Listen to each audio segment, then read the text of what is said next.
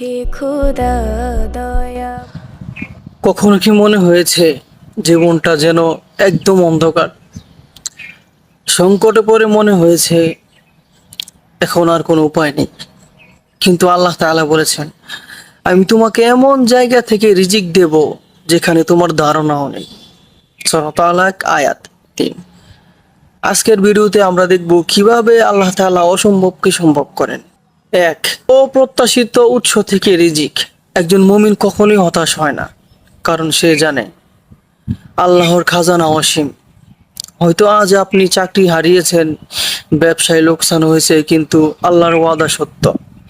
তিনি আপনাকে এমন উৎস থেকে রিজিক দেবেন যা আপনি স্বপ্নেও ভাবেননি। উদাহরণস্বরূপ, হযরত মুসা আলাইহিস সালামের একটি কথা ভাবুন। তিনি যখন মিশর থেকে পালাচ্ছিলেন, তখন আল্লাহ তাকে ফেরাউনের প্রাসাদেই রিজিক দিলেন, একটি নিরাপদ আশ্রয় এবং পরিবার। সূরা কাসাস আয়াত 28। 2, তাওয়াক্কুলের শক্তি।